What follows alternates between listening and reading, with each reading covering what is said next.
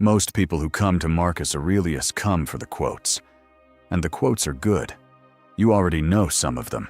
You've seen them on walls, in bios, at the front of books.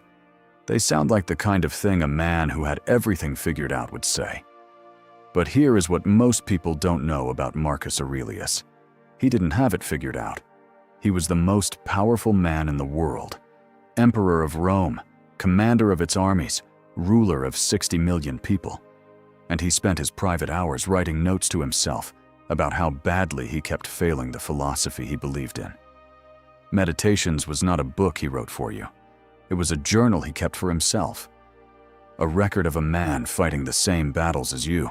Impatience, distraction, the pull toward comfort, the fear of wasted time, and losing them more often than the quotes suggest. That is why this video is in depth. Not because there are 10 things to list, but because there are 10 things to understand. And understanding them, really understanding them, not just recognizing them, requires sitting with what Marcus actually meant, not what the internet has decided he meant.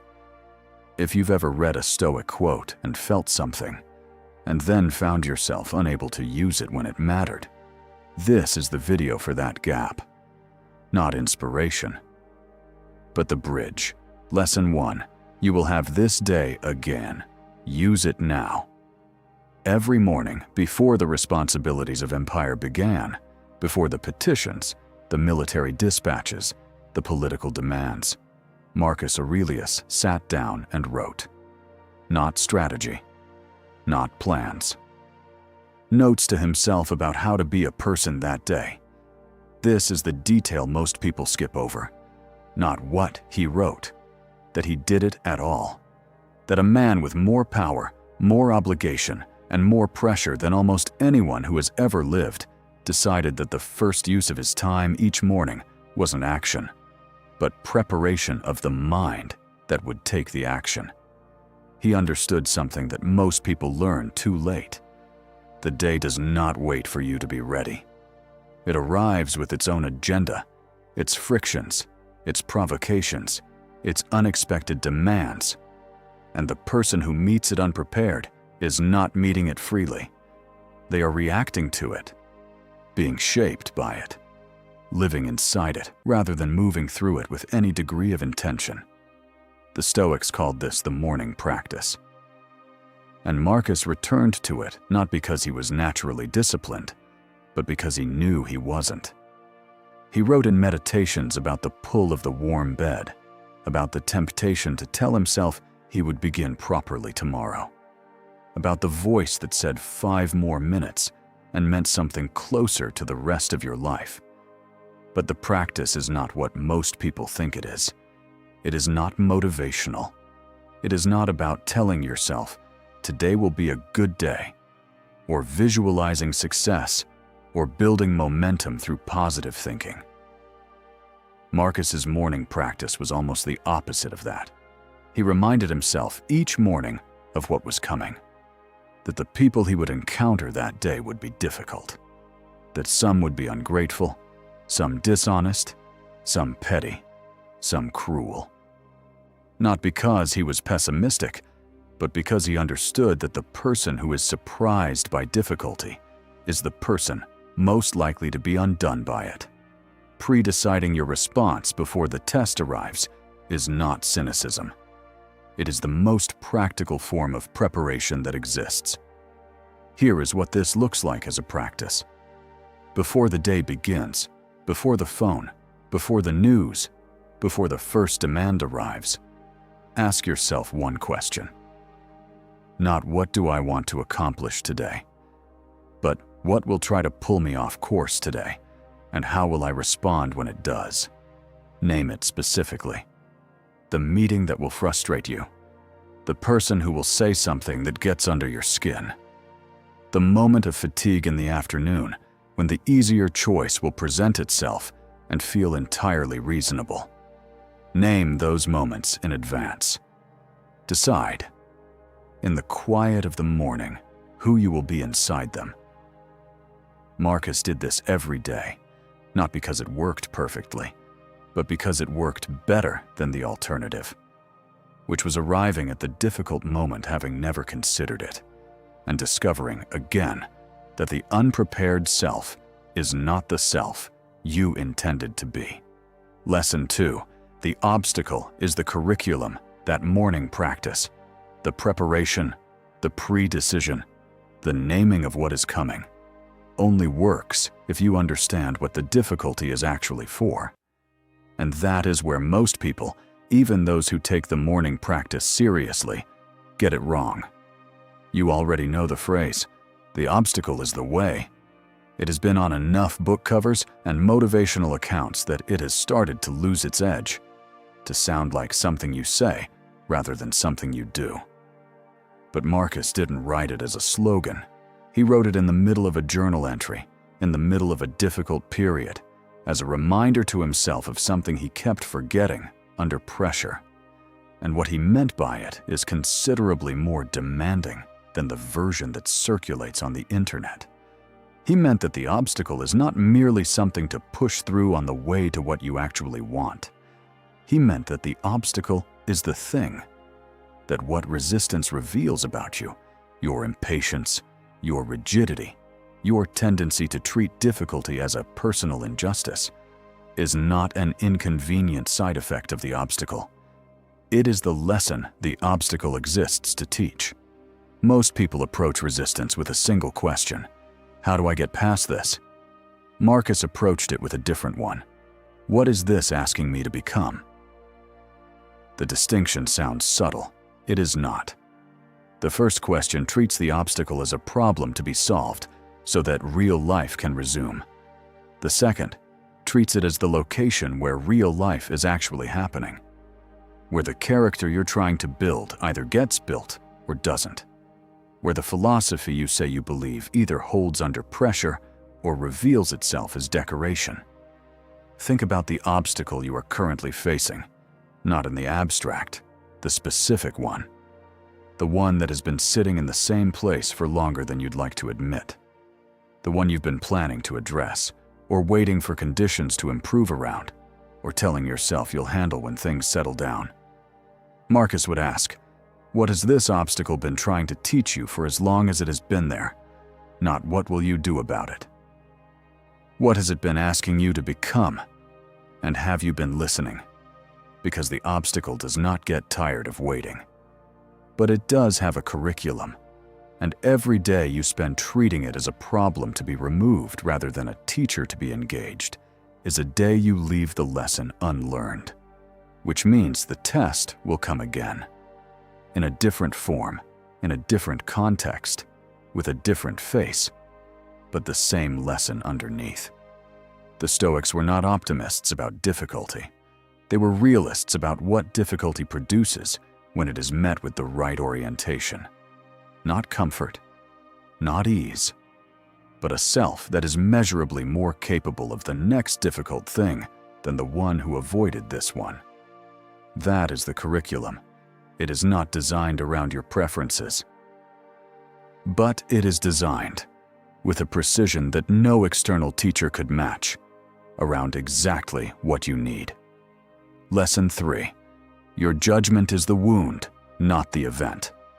The obstacle, then, is not the problem, but there is something that reliably turns it into one, something that takes a difficulty, which is finite, which has edges, which can be worked with, and makes it feel endless, makes it feel personal, makes it feel like evidence of something rather than simply something that happened. That something is judgment, and Marcus Aurelius wrote about it with a directness that most philosophers avoid. Something happened, maybe recently, maybe a long time ago, but it is still with you, still producing the same quality of feeling when it surfaces, still capable of pulling you out of the present and back into the moment it occurred.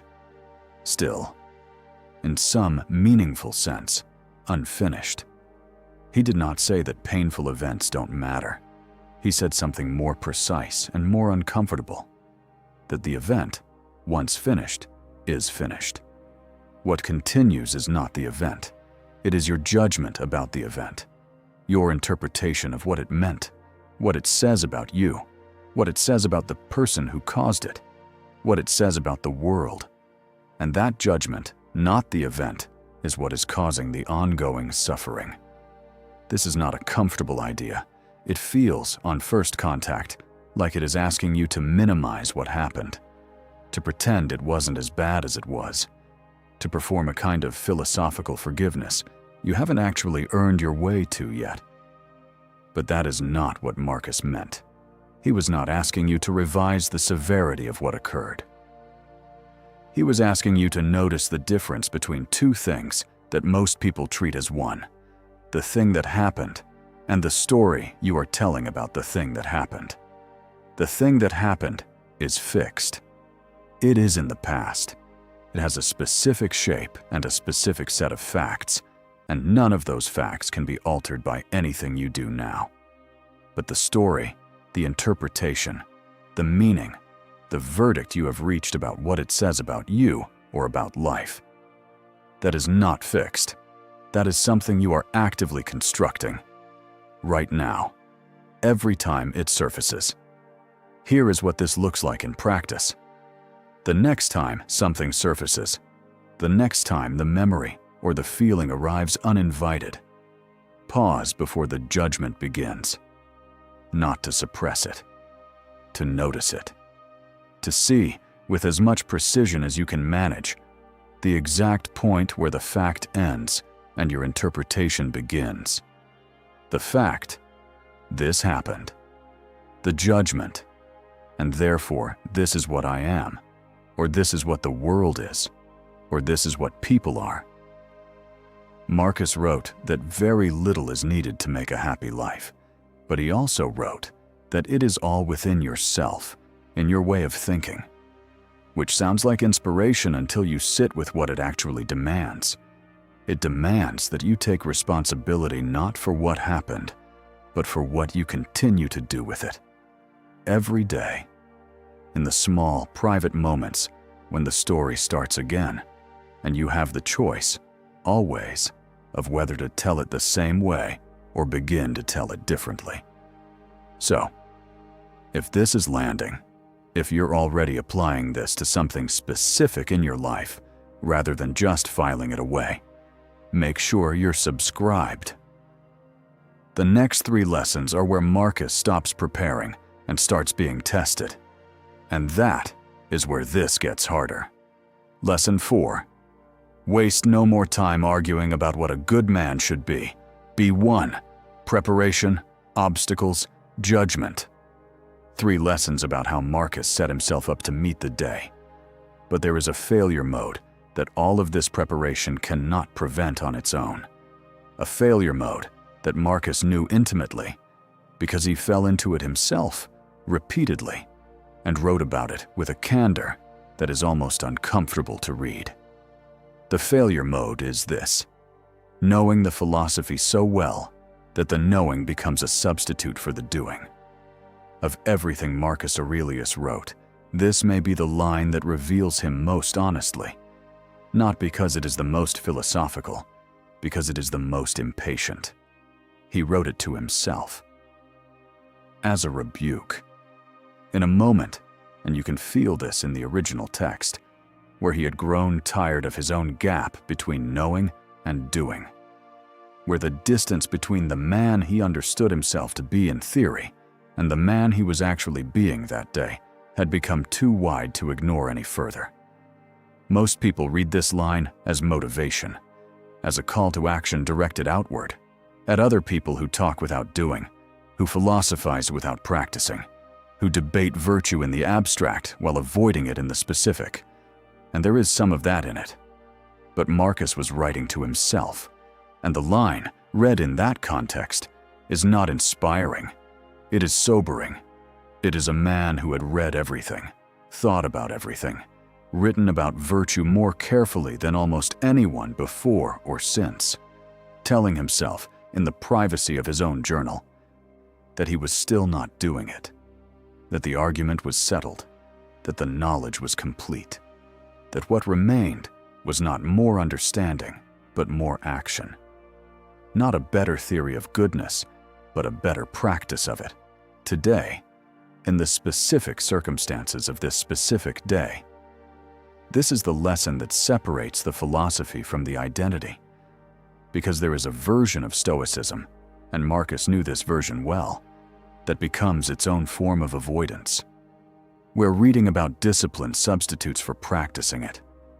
Where understanding the dichotomy of control substitutes for actually relinquishing the things you cannot control. Where the vocabulary of the philosophy becomes a way of feeling like the work is being done without doing the work. Marcus had the vocabulary. He had the understanding.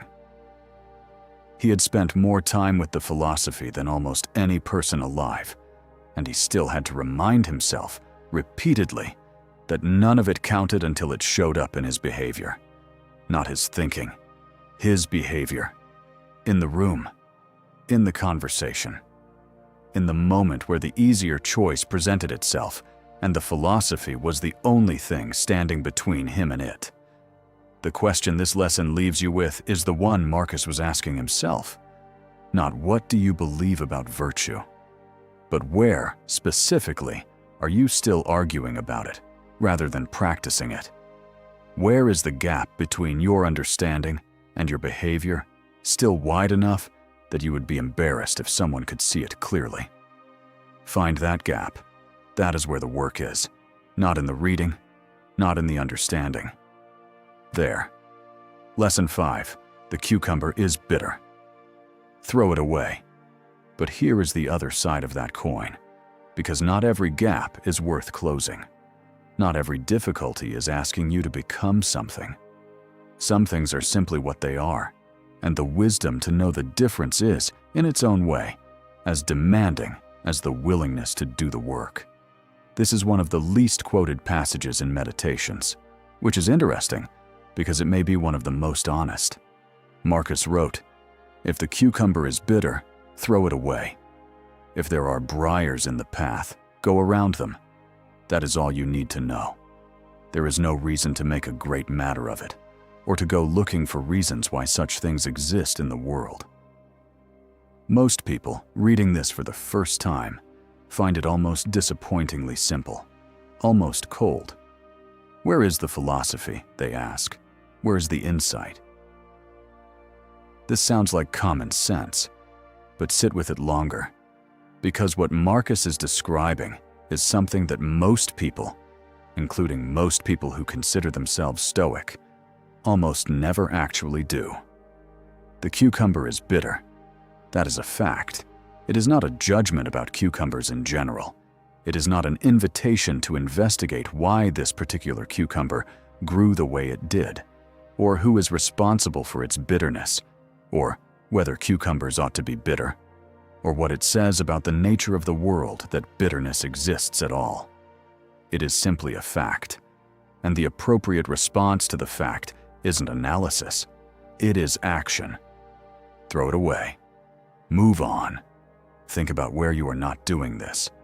The situation that is simply what it is, that has revealed itself, clearly and repeatedly, to be exactly what you suspected it was, and that you are still holding, still examining, still hoping will turn out differently if you give it enough attention or enough time. Marcus was not a man who gave up easily. The Meditations make this clear on almost every page. But he understood, and this is the precision of this particular lesson, the difference between a difficulty worth engaging and a fact worth accepting. Between the obstacle that is asking you to become something and the cucumber that is simply bitter. Not everything is a teacher. Some things are just what they are. And the wisdom to know the difference, to stop pouring analysis and hope and energy into something that has already told you clearly what it is not resignation. It is the most practical form of discernment available. Throw it away. Not everything. Not as a default, but the bitter cucumbers in your life, the ones you already know are bitter, the ones that have been bitter every time you've picked them up, those you can put down, today, without making a great matter of it. Lesson 6. Confine yourself to the present.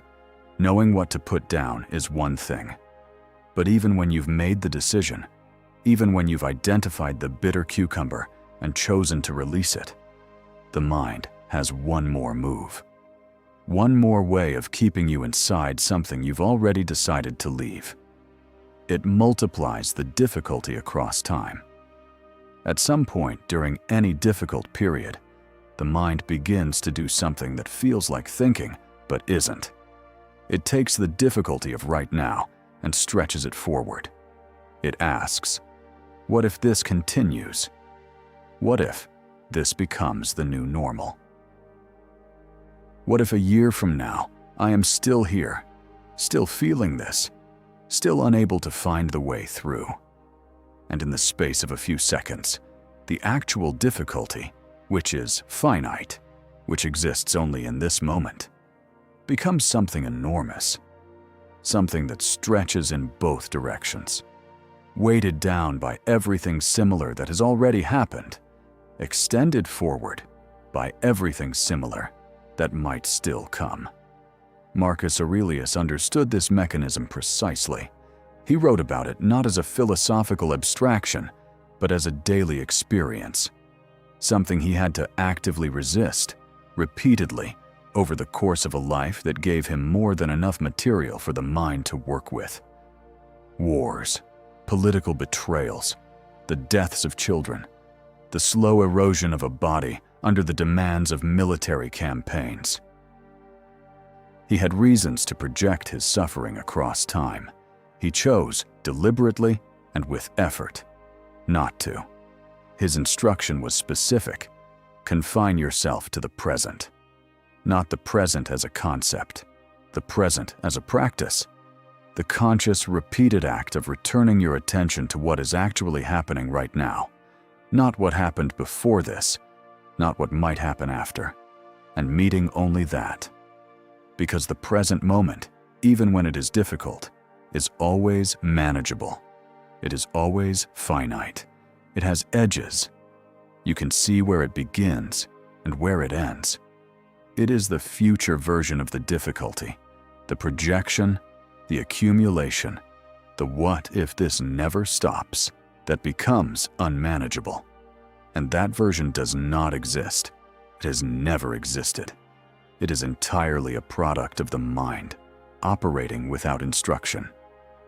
The practice Marcus is pointing to is not mindfulness in the modern sense, not a technique for feeling calm or reducing stress. It is a discipline of attention, a decision made repeatedly in the moments when the mind begins to multiply the difficulty across time, to return, to here, to now, to what is actually in front of you, which is always less than what the mind is capable of constructing. This is harder than it sounds. The mind resists it. It believes with genuine conviction that the projection is useful, that thinking about the future version of the difficulty is preparation, when in most cases it is simply suffering in advance of a thing that may never arrive. Marcus knew this. He kept returning anyway, not because it came naturally, because he had decided that the present moment was the only place anything real could be done, and that time spent anywhere else was time spent in a place that did not exist. Anyway, 6 lessons in, if you've stayed this long, you already know this isn't background content. The final 4 are the ones Marcus saved for the hardest questions, the ones about time and death and what a life is actually for, worth staying for. Lesson 7. You have power over your mind, not outside events. 6 lessons about preparation and practice, about how Marcus set himself up each morning and what he did when the day tested what he'd prepared. But underneath all of it, underneath the morning practice and the obstacle and the judgment and the gap between knowing and doing, there is a single claim that either holds or it doesn't. That you have power over your mind, not outside events, your mind. This is the most quoted line from Marcus Aurelius. which means it is also the most misunderstood.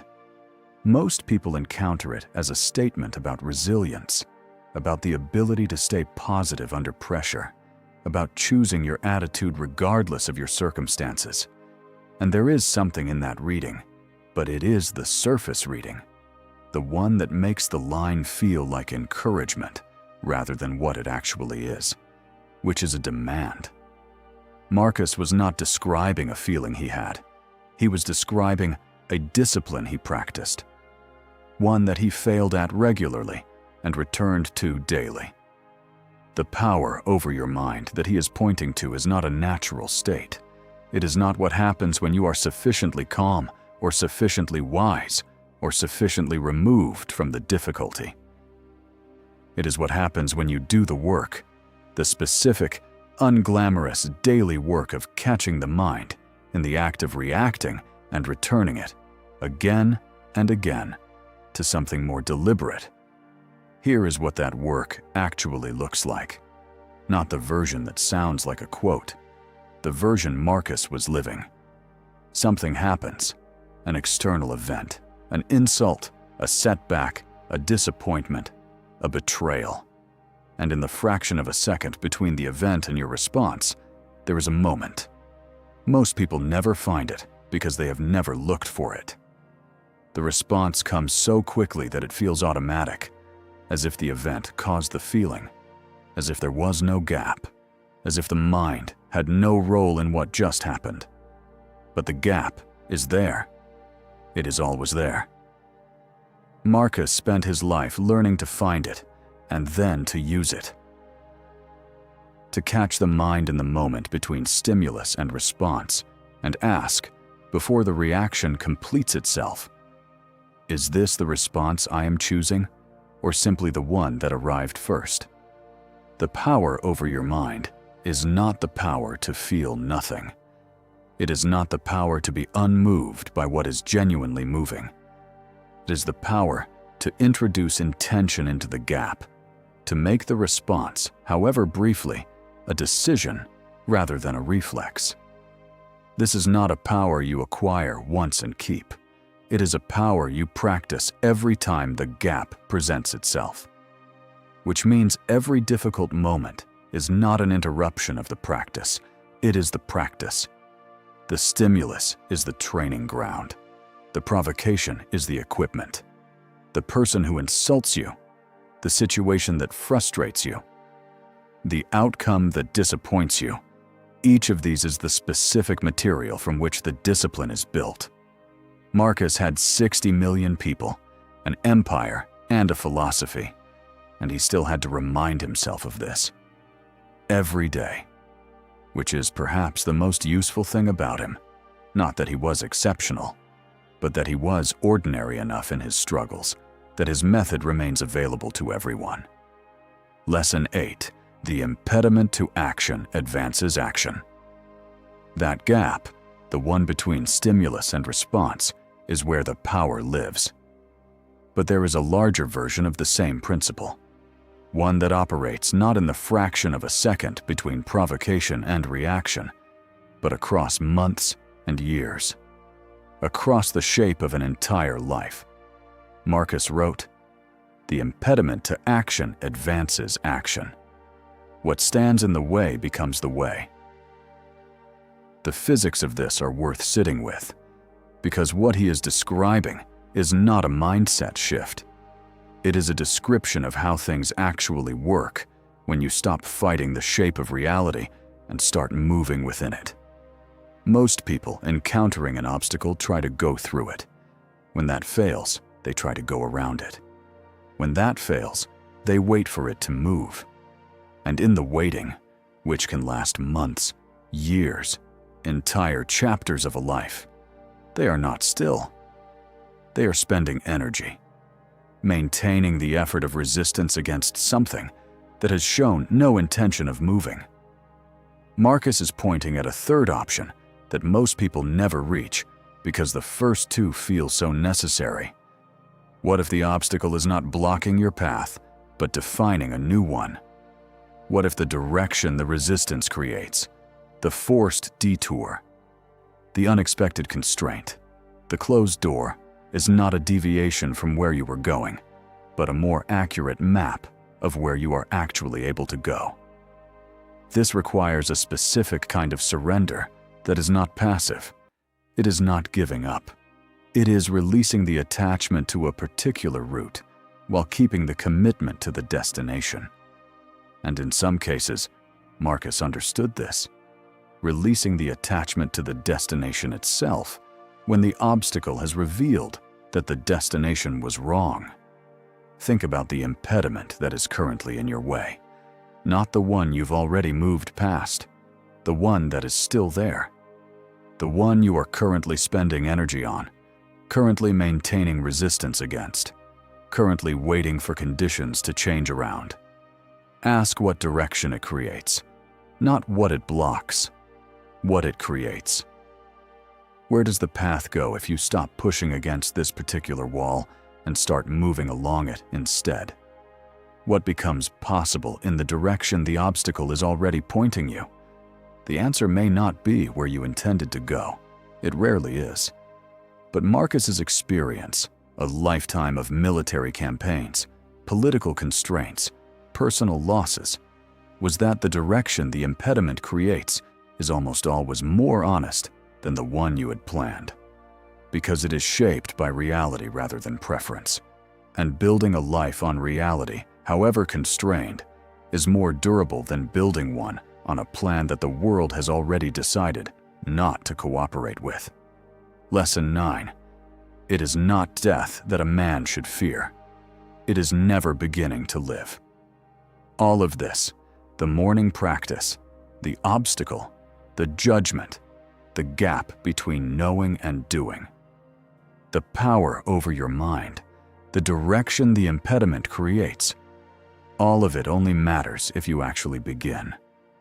If you stop treating the life you intend to live as something that starts after the current conditions improve. Marcus Aurelius watched people delay their lives with a patience that he found genuinely difficult to understand. Not in the abstract, specifically. People around him, advisors, senators, family members who had the resources, the freedom, the opportunity to live deliberately, and who spent those resources maintaining a life that looked like the right life without ever actually inhabiting it. He wrote about this with an urgency that is unusual in Meditations, a text that is, for the most part, measured and controlled in its register.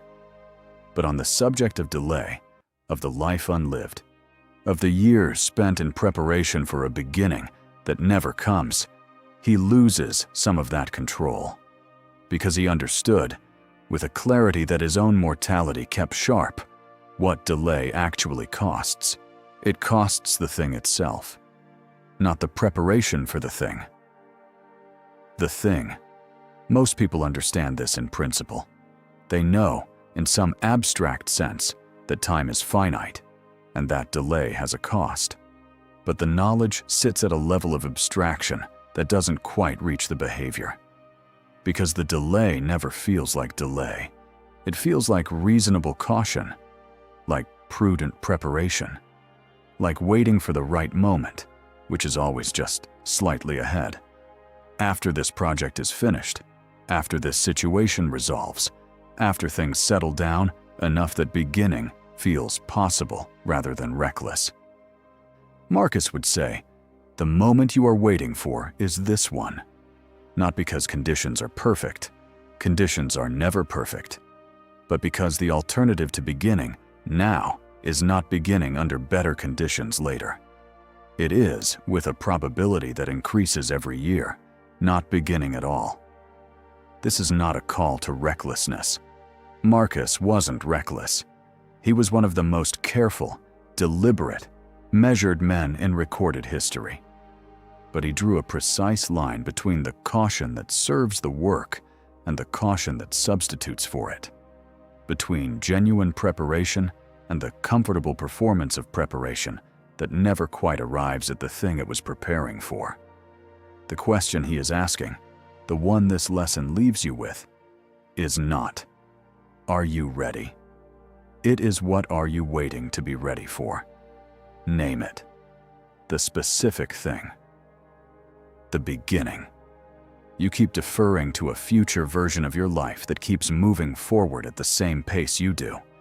Because Marcus understood something about that future version that most people don't. It is not coming.